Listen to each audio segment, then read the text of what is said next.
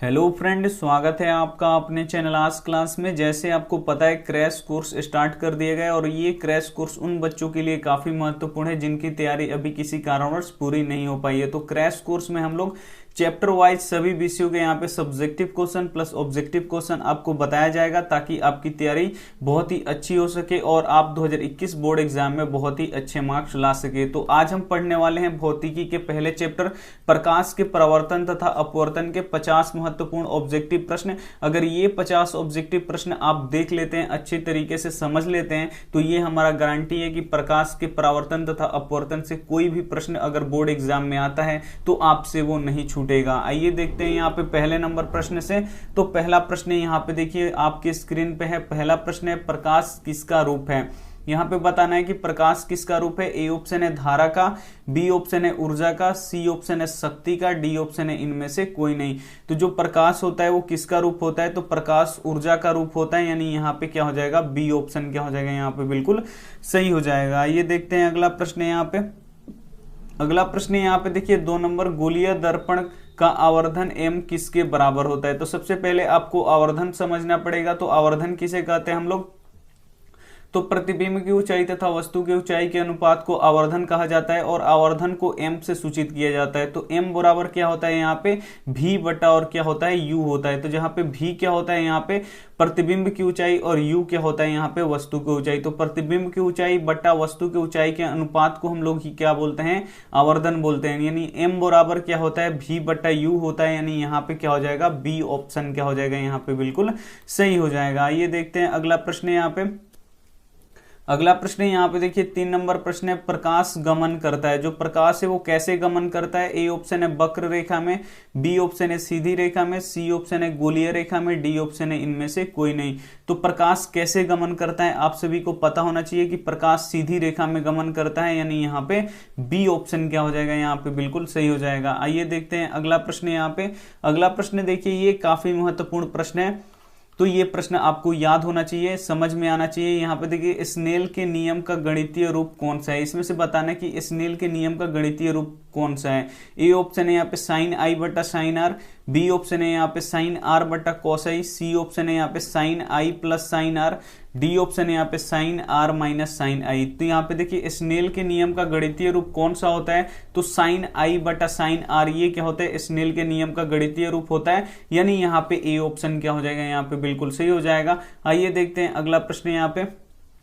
अगला प्रश्न यहाँ पे देखिए 5 नंबर, जब प्रकाश की किरणें किसी दर्पण से टकराकर पुनः उसी माध्यम में चली जाती है तो उसे क्या बोला जाता है। तो यहाँ पे आप लोग देख सकते हैं एक किरण आ रही है, दर्पण से टकरा रही है और फिर पुनः उसी माध्यम में परावर्तित हो जा रही है, तो इस घटना को हम लोग क्या बोलते हैं, तो प्रकाश के परावर्तन बोला जाता है, यानी यहाँ पे क्या हो जाएगा, बी ऑप्शन क्या हो जाएगा, यहाँ पे बिल्कुल सही हो जाएगा। ये देखते हैं अगला प्रश्न यहाँ पे। अगला प्रश्न यहाँ पे देखिए 6 नंबर, काफी महत्वपूर्ण है। 6 नंबर प्रश्न है, अगर किसी अवतल दर्पण की फोकस दूरी f तथा वक्रता त्रिज्या r हो तो उसमें क्या संबंध होता है। तो जो फोकस दूरी होता है वो वक्रता त्रिज्या के क्या होता है, आधा होता है। तो ये आपको हमेशा याद रखना है कि जो फोकस दूरी होता है वो वक्रता त्रिज्या के क्या होता है, आधा होता है, यानी यहाँ पे ए ऑप्शन क्या हो जाएगा, यहाँ पे बिल्कुल सही हो जाएगा कि f बराबर क्या होता है, r बटा 2, यही क्या होता है, इसमें संबंध होता है। जो फोकस दूरी होता है वो वक्रता त्रिज्या के क्या होता है, आधा होता है। आइए देखते हैं अगला प्रश्न यहाँ पे। अगला प्रश्न यहाँ पे देखिए 7 नंबर, प्रकाश की चाल सबसे अधिक किस माध्यम में होता है। यहाँ पे बताना है कि प्रकाश की चाल सबसे अधिक किस माध्यम में होता है। ए ऑप्शन है निर्वात में, बी ऑप्शन है हवा में, सी ऑप्शन है जल में, डी ऑप्शन है शीशा में। तो प्रकाश की चाल सबसे अधिक किस में होता है, तो प्रकाश की चाल सबसे अधिक किस में होता है, निर्वात में होता है, यानी यहाँ पे ए ऑप्शन क्या हो जाएगा, यहाँ पे बिल्कुल सही हो जाएगा। और प्रकाश का चाल कितना होता है, तो 3 लाख किलोमीटर पर सेकंड होता है प्रकाश का चाल निर्वात में। अगर ये मीटर में पूछ दे कि मीटर में प्रकाश की चाल कितना होता है, तो 3 गुणे 10 के पावर 8, यहाँ पे 10 के पावर 8 मीटर प्रति सेकंड ये क्या होता है, प्रकाश का चाल होता है। अगर मीटर में पूछे तो, अगर किलोमीटर में पूछे तो 3 लाख किलोमीटर यहाँ पे पर सेकंड होता है। और सबसे अधिक प्रकाश की चाल किस में होता है, तो निर्वात में होता है। तो ये भी आपको साथ में याद रखना है। आइए देखते हैं अगला प्रश्न यहाँ पे।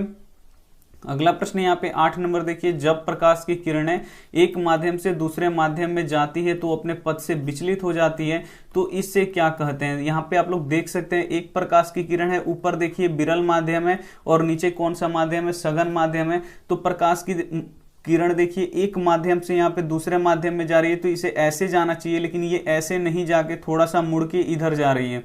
तो इस घटना को हम लोग क्या बोलते हैं, तो इसी घटना को हम लोग प्रकाश का क्या बोलते हैं, अपवर्तन बोलते हैं। कि जब प्रकाश की किरणें एक माध्यम से दूसरे माध्यम में जाती है तो वो अपने पथ से विचलित हो जाती है, इसे ही हम लोग क्या बोलते हैं, प्रकाश का अपवर्तन बोलते हैं। आइए देखते हैं अगला प्रश्न, यानी यहाँ पे ए ऑप्शन क्या हो जाएगा, यहाँ पे बिल्कुल सही हो जाएगा। आइए देखते हैं अगला प्रश्न। अगला प्रश्न यहाँ पे देखिए 9 नंबर, प्रकाश की चाल निर्वात में कितनी होती है। काफी महत्वपूर्ण प्रश्न है। अभी बताए हैं कि प्रकाश की चाल निर्वात में कितनी होती है, तो 3 × 10⁸ मीटर प्रति सेकंड इसमें दिया है, यानी 3 × 10⁸ मीटर प्रति सेकंड। ये क्या होता है, निर्वात में प्रकाश की चाल, यानी यहाँ पे सी ऑप्शन क्या हो जाएगा, यहाँ पे बिल्कुल सही हो जाएगा। 3 × 10⁸ क्या हो जाएगा, यहाँ पे मीटर प्रति सेकंड, बिल्कुल सही हो जाएगा। आइए देखते हैं अगला प्रश्न। अगला प्रश्न यहाँ पे देख लीजिए 10 नंबर प्रश्न है, कांच और जल में कौन सघन माध्यम है। यहाँ पे बताना है एक कांच है और एक यहाँ पे क्या है, जल है। इन दोनों में बताना है कि कौन सघन माध्यम है।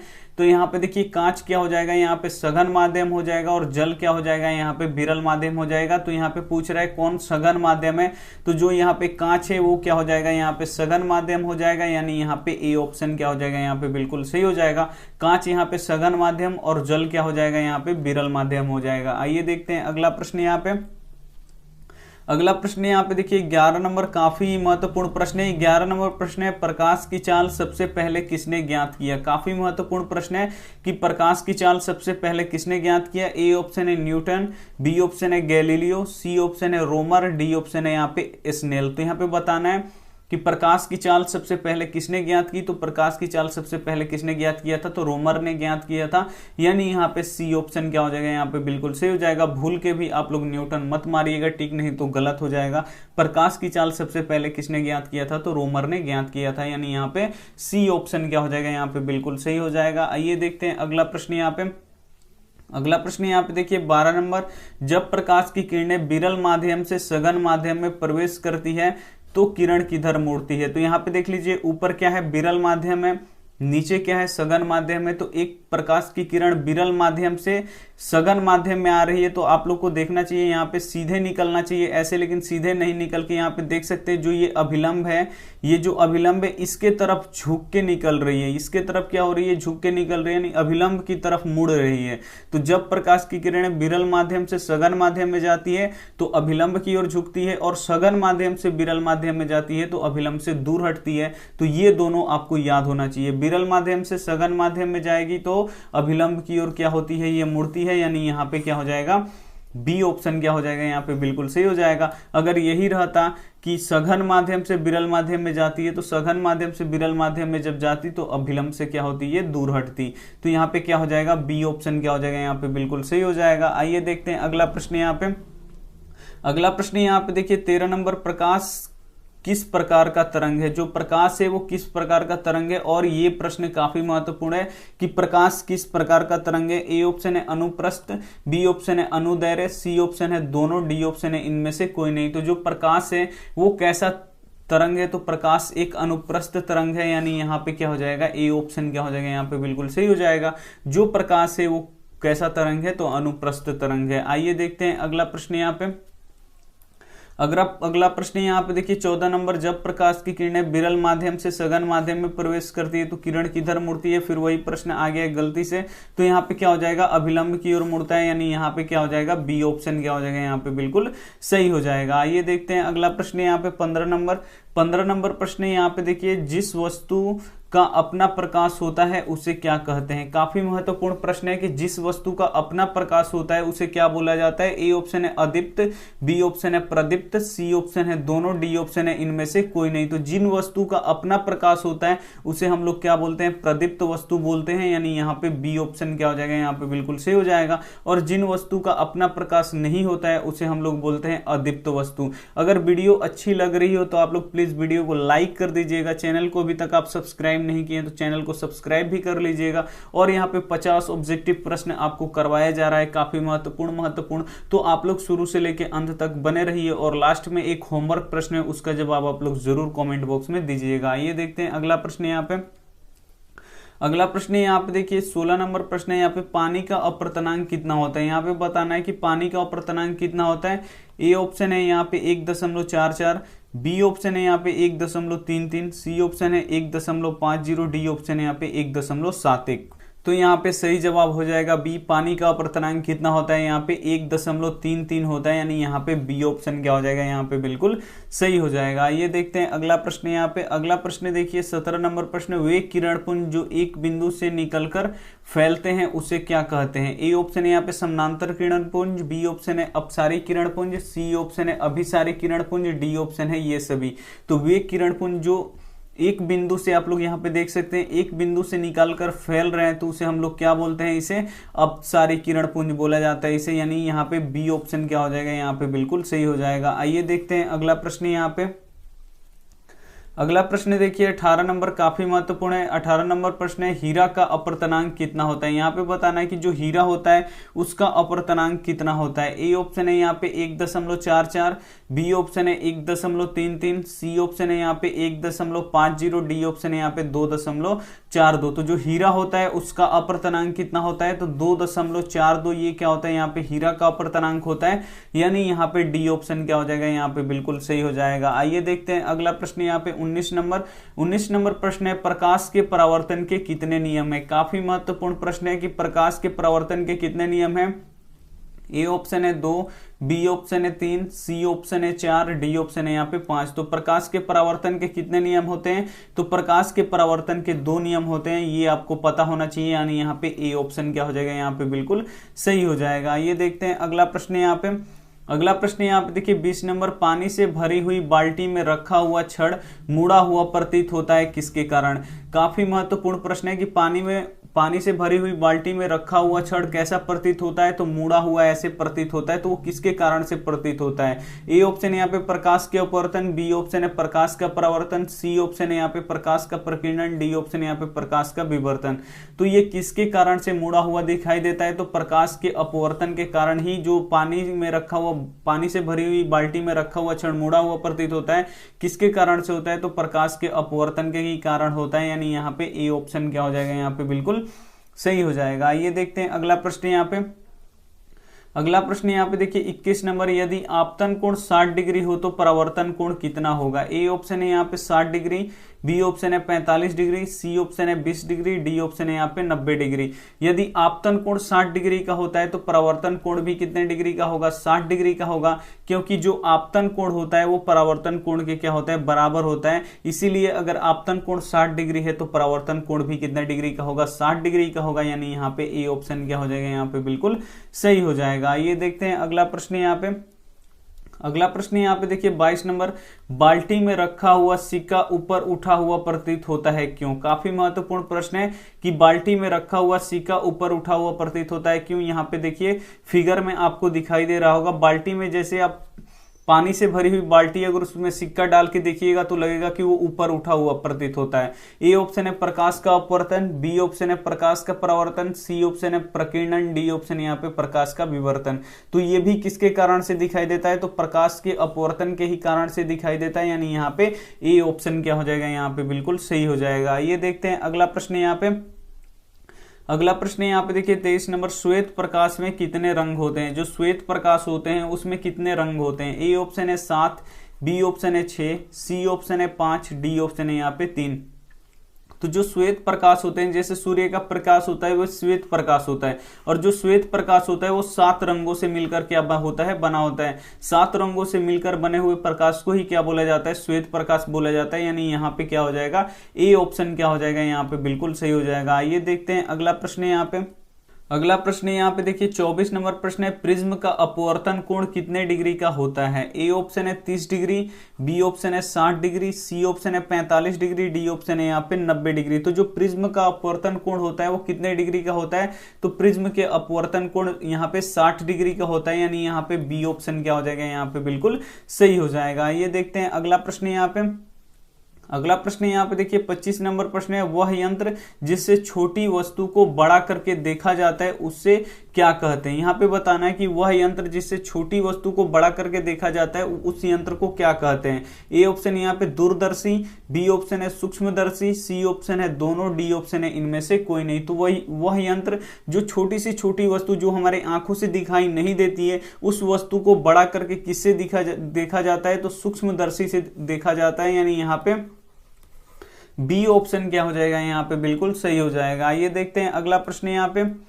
अगला प्रश्न यहाँ पे देखिए 26 नंबर, उत्तल लेंस कैसा होता है। यहाँ पे बताना है कि जो उत्तल लेंस होता है वो कैसा होता है। तो आप लोग फिगर में देख के आप लोगों को पता चल गया होगा, ये है उत्तल लेंस। उत्तल लेंस कैसा होता है आप लोग यहाँ पे देख सकते हैं कि उत्तल लेंस यहाँ पे दोनों किनारों पे क्या होता है, पतला होता है, लेकिन बीच में क्या होता है, ये मोटा होता है। तो यहाँ पे देखिए क्या होगा, यहाँ पे बीच में मोटा तथा किनारे पे पतला, यानी यहाँ पे क्या हो जाएगा, बी ऑप्शन क्या हो जाएगा, यहाँ पे बिल्कुल सही हो जाएगा। जो उत्तल लेंस होगा वो कैसा होगा, बीच में मोटा होगा, आप लोग देख सकते हैं बीच में मोटा और दोनों किनारों पे क्या होगा, ये पतला होगा, यही उत्तल लेंस होता है, यानी यहाँ पे बी ऑप्शन क्या हो जाएगा, यहाँ पे बिल्कुल सही हो जाएगा। ये देखते हैं अगला प्रश्न यहाँ पे।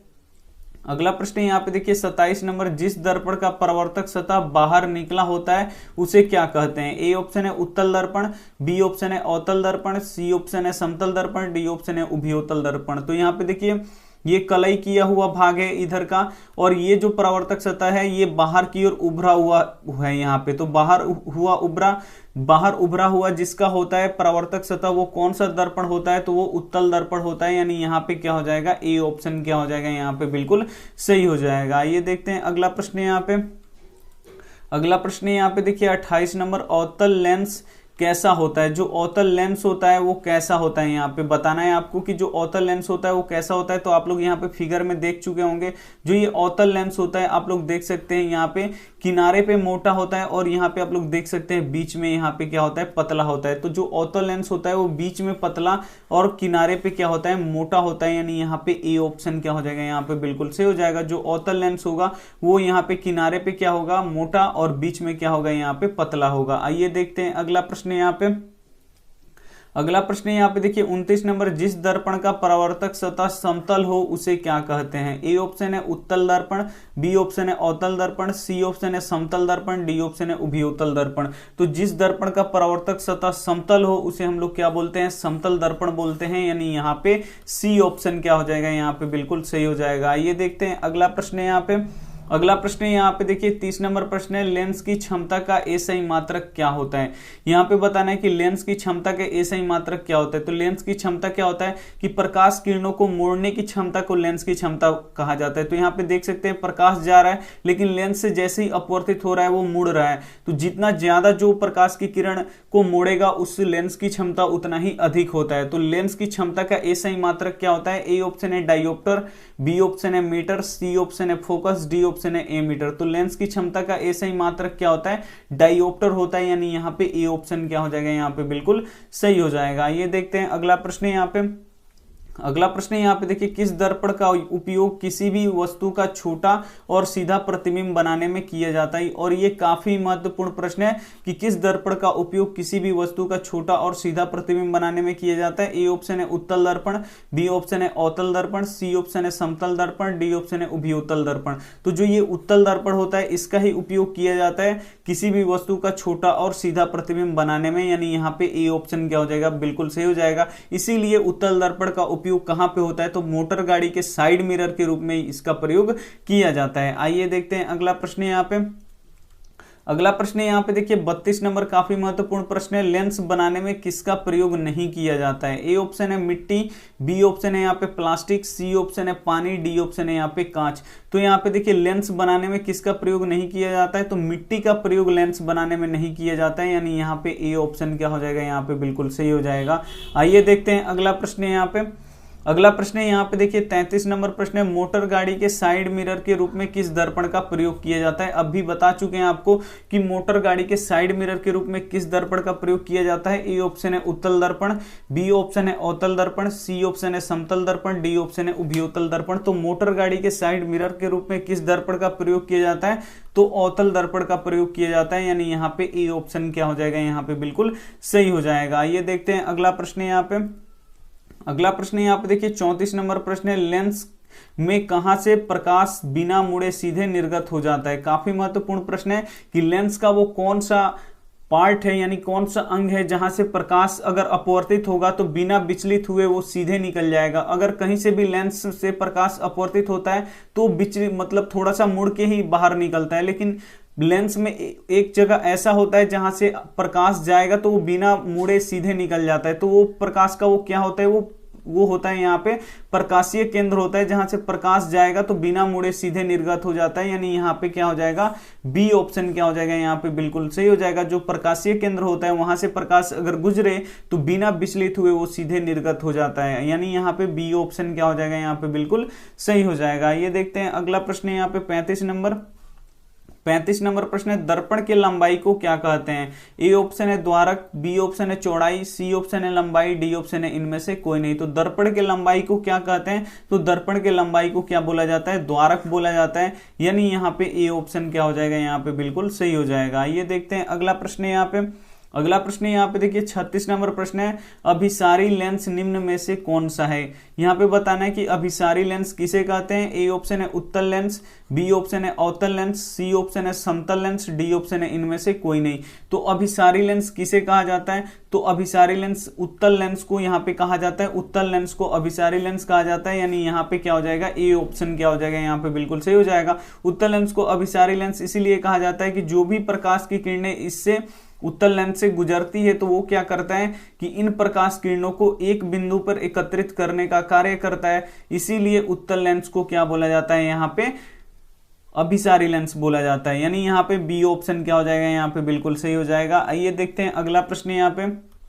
अगला प्रश्न यहाँ पे देखिए 37 नंबर, वक्रता केंद्र और ध्रुव के मध्य जो बिंदु होता है उसे क्या बोला जाता है। यहाँ पे देखिए बोल रहा है कि वक्रता केंद्र और ध्रुव के बीच जो भी बिंदु स्थित होता है उसे क्या बोला जाता है। ए ऑप्शन है फोकस, बी ऑप्शन है फोकस दूरी, सी ऑप्शन है वक्रता त्रिज्या, डी ऑप्शन है यहाँ पे द्वारक। तो यहाँ पे देखिए वक्रता केंद्र और ध्रुव के बीच में कौन सा बिंदु स्थित होता है, तो जो फोकस होता है वही क्या होता है, स्थित होता है वक्रता केंद्र और ध्रुव के बीच में। यानी यहाँ पे ए ऑप्शन क्या हो जाएगा, यहाँ पे बिल्कुल सही हो जाएगा। ये देखते हैं अगला प्रश्न यहाँ पे।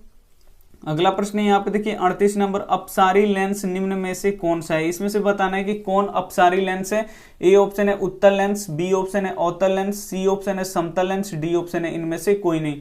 तो अपसारी लेंस किसे बोला जाता है, तो अपसारी लेंस अवतल लेंस को बोला जाता है। यानी यहाँ पे बी ऑप्शन क्या हो जाएगा, यहाँ पे बिल्कुल सही हो जाएगा। और अपसारी लेंस अवतल लेंस को क्यों बोला जाता है, क्योंकि जब इससे प्रकाश की किरणें अपवर्तित होती है तो ये क्या करता है, प्रकाश की किरणों को फैलाने का कार्य करता है। जैसे आप लोग फिगर में देख सकते हैं, ये क्या कर रहा है, प्रकाश किरणों को फैलाने का कार्य कर रहा है। इसीलिए अवतल लेंस को हम लोग क्या बोलते हैं, अपसारी लेंस बोलते हैं। उत्तल लेंस को कौन सा लेंस बोलते हैं, तो अभिसारी लेंस बोलते हैं। उत्तल लेंस एक बिंदु पे एकत्रित करता है और अवतल लेंस क्या करता है, प्रकाश की किरणों को फैलाने का कार्य करता है। आइए देखते हैं अगला प्रश्न यहाँ पे। अगला प्रश्न यहाँ पे देखिए 39 नंबर प्रश्न है, अवतल दर्पण में जब वस्तु अनंत पे हो तो उसका प्रतिबिंब कहाँ पे बनेगा। काफी महत्वपूर्ण प्रश्न है। ए ऑप्शन है ध्रुव पे, बी ऑप्शन है फोकस पे, डी ऑप्शन है अनंत पे, डी ऑप्शन है यहाँ पे फोकस और ध्रुव के बीच में। तो यहाँ पे देखिए जब वस्तु अनंत पे हो तो उसका प्रतिबिंब कहाँ पे बनता है, फोकस पे बनता है। और जब वस्तु फोकस पे हो तो उसका प्रतिबिंब कहाँ पे बनता है, अनंत पे बनता है। तो ये दोनों आपस में उल्टे होते हैं। तो अगर वस्तु यहाँ पे अनंत पे हो तो वस्तु का प्रतिबिंब कहाँ पे बनेगा, फोकस पे। और जब वस्तु फोकस पे हो तो उसका प्रतिबिंब कहाँ पे बनता है, अनंत पे बनता है। अगर कोई वस्तु वक्रता केंद्र पे हो तो उसका प्रतिबिंब कहाँ पे बनता है, वक्रता केंद्र पर ही बनता है। यानी यहाँ पे बी ऑप्शन क्या हो जाएगा, यहाँ पे बिल्कुल सही हो जाएगा। ये देखते हैं अगला प्रश्न यहाँ पे। अगला प्रश्न यहाँ पे देखिए 40 नंबर, वास्तविक प्रतिबिंब कैसा होता है। जो वास्तविक प्रतिबिंब होता है वो कैसा होता है यहाँ पे बताना है। ए ऑप्शन है सीधा, बी ऑप्शन है उल्टा, सी ऑप्शन है दोनों, डी ऑप्शन है इनमें से कोई नहीं। तो जो वास्तविक प्रतिबिंब होता है वो कैसा होता है यहाँ पे बताना है। तो वास्तविक प्रतिबिंब हमेशा यहाँ पे क्या होता है, उल्टा होता है। और जो काल्पनिक प्रतिबिंब होता है वो हमेशा कैसा होता है, सीधा होता है। वास्तविक प्रतिबिंब को हम पर्दे पे उतार सकते हैं लेकिन काल्पनिक प्रतिबिंब को पर्दे पे हम लोग नहीं उतार सकते। यहाँ पे पूछ रहा है कि वास्तविक प्रतिबिंब कैसा होता है, तो वास्तविक प्रतिबिंब कैसा होता है, यहाँ पे उल्टा होता है। आइए देखते हैं अगला प्रश्न यहाँ पे। अगला प्रश्न यहाँ पे देखिए 41 नंबर, उत्तल दर्पण की फोकस दूरी कैसी होती है। जो उत्तल दर्पण होती है उसकी फोकस दूरी कैसी होती है। ए ऑप्शन है धनात्मक, बी ऑप्शन है ऋणात्मक, सी ऑप्शन है दोनों, डी ऑप्शन है इनमें से कोई नहीं। तो उत्तल लेंस हो या उत्तल दर्पण हो, अगर पूछे इसकी फोकस दूरी कैसी होती है तो इसकी फोकस दूरी कैसी होती है, धनात्मक होती है, यानी यहाँ पे ए ऑप्शन क्या हो जाएगा, यहाँ पे बिल्कुल सही हो जाएगा। और अवतल दर्पण हो, उसका पूछे कि अवतल दर्पण की फोकस दूरी कैसी होती है, तो अवतल दर्पण की फोकस दूरी कैसी होती है, ऋणात्मक होती है। आइए देखते हैं अगला प्रश्न यहाँ पे। अगला प्रश्न यहाँ पे 42 नंबर देखिए, किस प्रतिबिंब को पर्दे पे उतारा जा सकता है। यहाँ पे बताना है कि किस प्रतिबिंब को पर्दे पे उतारा जा सकता है। ए ऑप्शन है वास्तविक प्रतिबिंब, बी ऑप्शन है काल्पनिक प्रतिबिंब, सी ऑप्शन है दोनों, डी ऑप्शन है इनमें से कोई नहीं। तो यहाँ पे देख सकते हैं आप, जो वास्तविक प्रतिबिंब होता है वो उल्टा होता है, और वास्तविक ही प्रतिबिंब को हम लोग क्या कर सकते हैं, पर्दे पे उतारा जा सकता है उसको, यानी यहाँ पे ए ऑप्शन क्या हो जाएगा, यहाँ पे बिल्कुल सही हो जाएगा। और जो काल्पनिक प्रतिबिंब होता है उसको पर्दे पे उतारा नहीं जा सकता है। आइए देखते हैं अगला प्रश्न यहाँ पे। अगला प्रश्न यहाँ पे देखिए 43 नंबर, दाढ़ी बनाने में किस प्रकार का दर्पण का प्रयोग होता है। काफी महत्वपूर्ण प्रश्न है कि दाढ़ी बनाने में हम किस दर्पण का प्रयोग करते हैं। ए ऑप्शन है उत्तल दर्पण, बी ऑप्शन है अवतल दर्पण, सी ऑप्शन है समतल दर्पण, डी ऑप्शन है यहाँ पे उभयोतल दर्पण। तो दाढ़ी बनाने में किस दर्पण का प्रयोग किया जाता है, तो दाढ़ी बनाने में हमेशा अवतल दर्पण का प्रयोग किया जाता है, यानी यहाँ पे बी ऑप्शन क्या हो जाएगा, यहाँ पे बिल्कुल सही हो जाएगा। और ये परीक्षा के दृष्टिकोण से काफी महत्वपूर्ण प्रश्न है और ये बार बार प्रश्न पूछा भी जाता है। आइए देखते हैं अगला प्रश्न यहाँ पे। अगला प्रश्न है यहाँ पे देखिए 44 नंबर, प्रतिबिंब की ऊंचाई तथा वस्तु के ऊंचाई के अनुपात को क्या कहते हैं। अभी हम बता भी चुके हैं कि प्रतिबिंब की ऊंचाई तथा वस्तु की ऊंचाई के अनुपात को क्या बोला जाता है। ए ऑप्शन है फोकस, बी ऑप्शन है ध्रुव, सी ऑप्शन है आवर्धन, डी ऑप्शन है यहाँ पे वक्रता केंद्र। तो प्रतिबिंब की ऊंचाई तथा वस्तु की ऊंचाई के अनुपात को क्या बोला जाता है, आवर्धन बोला जाता है। और आवर्धन का एसआई मात्रक नहीं होता है, ये मात्रक विहीन होता है, ये भी आपको साथ में पता होना चाहिए। आइए देखते हैं अगला प्रश्न यहाँ पे। अगला प्रश्न यहाँ पे 45 नंबर देखिए, मोटर गाड़ी का हेडलाइट तथा बैकलाइट में किस दर्पण का प्रयोग किया जाता है। जो मोटर गाड़ी का आगे का लाइट होता है और पीछे का लाइट होता है उसमें किस दर्पण का यहाँ पे प्रयोग किया जाता है। अगर यहाँ पे दे परावलयिक दर्पण, तो सबसे पहले आप परावलयिक दर्पण पे टिक मारिएगा, लेकिन जब ऑप्शन में आपको परावलयिक दर्पण नहीं दिया हो तो आप किसको टिक मारिएगा, तो अवतल दर्पण का यहाँ पे आप लोग टिक लगाइएगा, यानी यहाँ पे क्या हो जाएगा, बी ऑप्शन क्या हो जाएगा, यहाँ पे बिल्कुल सही हो जाएगा। ये देखते हैं अगला प्रश्न यहाँ पे। अगला प्रश्न यहाँ पे देखिए 46 नंबर, चिकित्सा क्षेत्र में किस दर्पण का प्रयोग किया जाता है। ए ऑप्शन है अवतल दर्पण, बी ऑप्शन है उत्तल दर्पण, सी ऑप्शन है समतल दर्पण, डी ऑप्शन है यहाँ पे उभयोतल दर्पण। तो यहाँ पे बताना है कि चिकित्सा क्षेत्र में किस दर्पण का प्रयोग किया जाता है। तो चिकित्सा क्षेत्र में हमेशा उत्तल दर्पण का प्रयोग किया जाता है, यानी यहाँ पे बी ऑप्शन क्या हो जाएगा, यहाँ पे बिल्कुल सही हो जाएगा। ये देखते हैं अगला प्रश्न यहाँ पे। अगला प्रश्न है यहाँ पे देखिए 47 नंबर, प्रकाश के अपवर्तन के दूसरे नियम को क्या कहा जाता है। जो प्रकाश के अपवर्तन का दूसरा नियम है उसे किस नाम से भी जाना जाता है। ए ऑप्शन है न्यूटन के नियम, बी ऑप्शन है स्नेल के नियम, सी ऑप्शन है परावर्तन के नियम, डी ऑप्शन है यहाँ पे मंडल के नियम। तो यहाँ पे देखिए जो प्रकाश के अपवर्तन का दूसरा नियम है उसे किस नियम के नाम से भी जाना जाता है, तो स्नेल के नियम के भी नाम से जाना जाता है, जो साइन आई बटा साइन आर के क्या होता है, ये बराबर होता है, यानी यहाँ पे बी ऑप्शन क्या हो जाएगा, यहाँ पे बिल्कुल सही हो जाएगा। ये देखते हैं अगला प्रश्न यहाँ पे। अगला प्रश्न यहाँ पे देखिए 48 नंबर प्रश्न है यहाँ पे, दर्पण सूत्र क्या होता है। इसमें से पहचानना है कि कौन दर्पण सूत्र है। ए ऑप्शन है यहाँ पे 1/v प्लस 1/u बराबर 1/f, बी ऑप्शन है यहाँ पे 1/v माइनस 1/u बराबर 1/f, सी ऑप्शन है यहाँ पे माइनस 1/v प्लस 1/u बराबर 1/f, डी ऑप्शन है यहाँ पे 1/v माइनस 1/u बराबर माइनस 1/f। तो इसमें से पहचानना है कौन दर्पण सूत्र है। तो दर्पण सूत्र क्या होता है, यहाँ पे 1/v प्लस 1/u बराबर 1/f होता है, यानी यहाँ पे ए ऑप्शन क्या हो जाएगा, यहाँ पे बिल्कुल सही हो जाएगा। ये देखते हैं अगला प्रश्न यहाँ पे। अगला प्रश्न यहाँ पे देखिए 49 नंबर प्रश्न है, स्नेल के नियम का गणितीय रूप कौन सा होता है। तो स्नेल के नियम का गणितीय रूप कौन सा होता है, साइन आई बटा साइन आर होता है, यानी यहाँ पे ए ऑप्शन क्या हो जाएगा, यहाँ पे बिल्कुल सही हो जाएगा। ये देखते हैं अगला प्रश्न यहाँ पे।